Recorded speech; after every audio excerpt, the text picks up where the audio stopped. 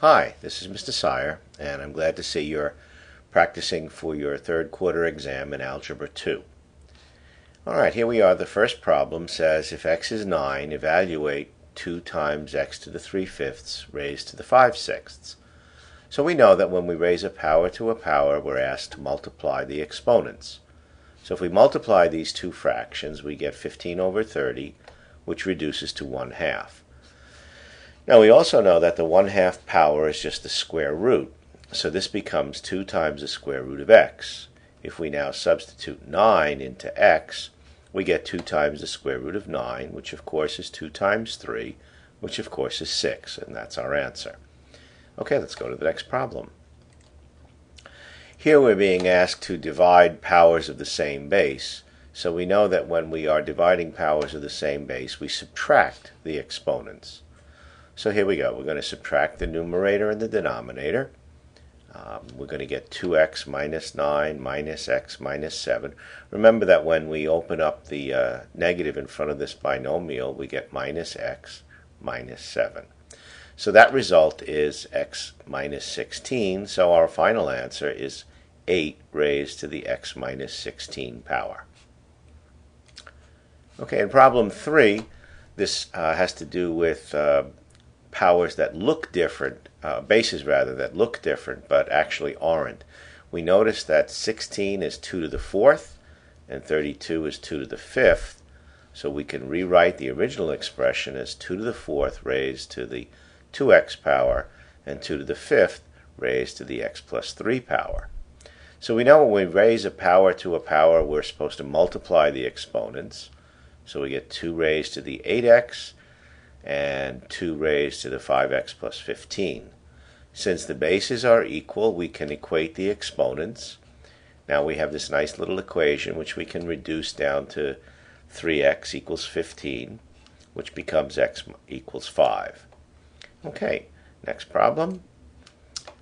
Okay, so now we have to solve for x. We notice right away that we have the same base. So since the bases are the same, we can equate the exponents, which means that x squared minus 15, the power here, is equal to minus 2x, the power on the right. We can bring that negative 2x over, and we get x squared plus 2x minus 15 equals 0.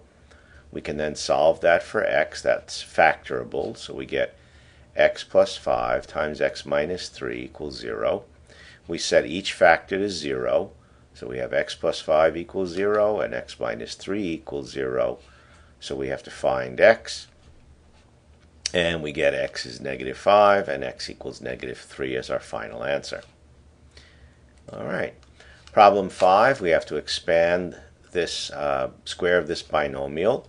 So to square a binomial, we're just going to multiply the binomial by itself. So we get 3x minus 11 times 3x minus 11. If we distribute now, we get 3x times 3x, and then 3x times negative 11, and then negative 11 times 3x, and then negative 11 times negative 11. If we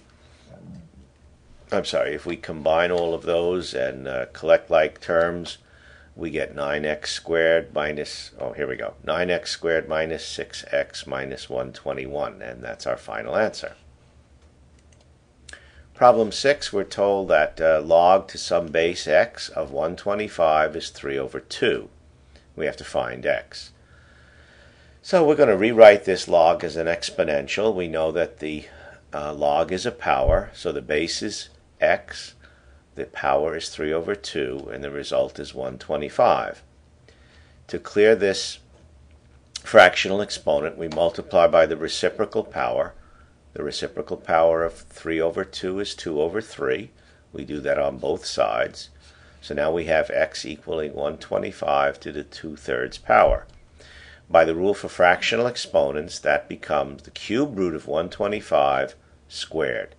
Now we know that the cube root of 125 is 5, so 5 squared is 25, which is our final answer. Okay, in problem 7, we have the log in base 8 of x, some number that we have to find, is 4 over 3. So we remember that the log is an exponent. So 8 to the 4/3 power is x, which means x is 8 to the 4/3. So again, by the rule of fractional exponents, we know that this becomes the cube root of 8 raised to the 4th power. Well, since we know that the cube root of 8 is 2, this becomes 2 to the 4th power, which of course is 16, our final answer. In problem 8, we're asked in which two quadrants is the graph of y equals log of x, base 8 here.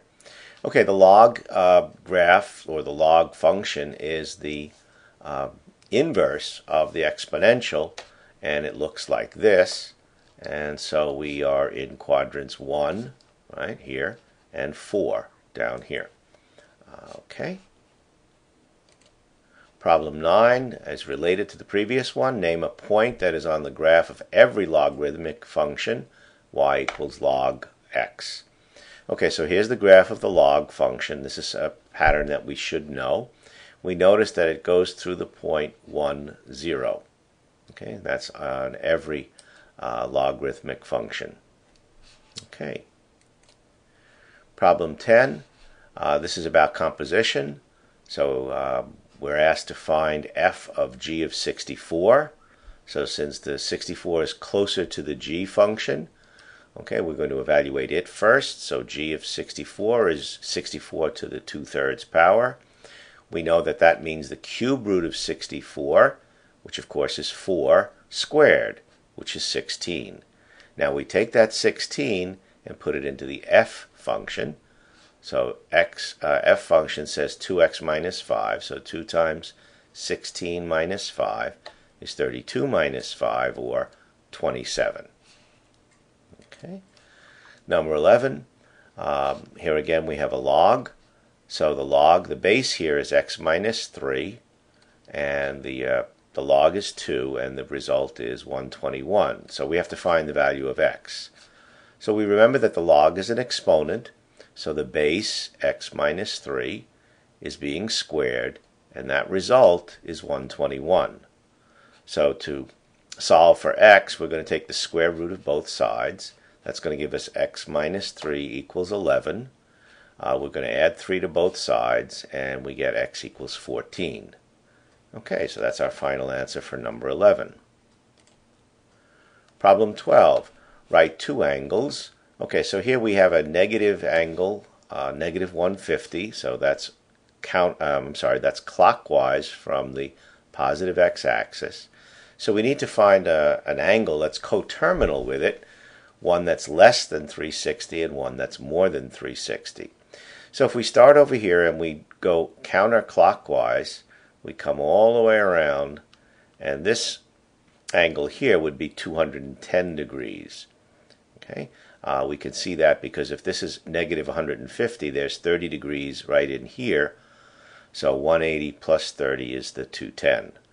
To get the one that's bigger than 360, all we do is we add 360 to 210, and we get 570. So that would take us all the way around and then back around again. Okay. And all right, now the coordinates of point P are on the unit circle, and it's 9/11 is the x-coordinate, and radical 40 over 11 is the y-coordinate. We are asked to find the cosine of the angle and the sine of the angle. This is pretty easy. You remember that for the unit circle, the x-coordinate is the cosine of the angle, the y-coordinate is the sine of the angle. So the cosine here is 9 over 11, and the sine is simply the square root of 40 over 11.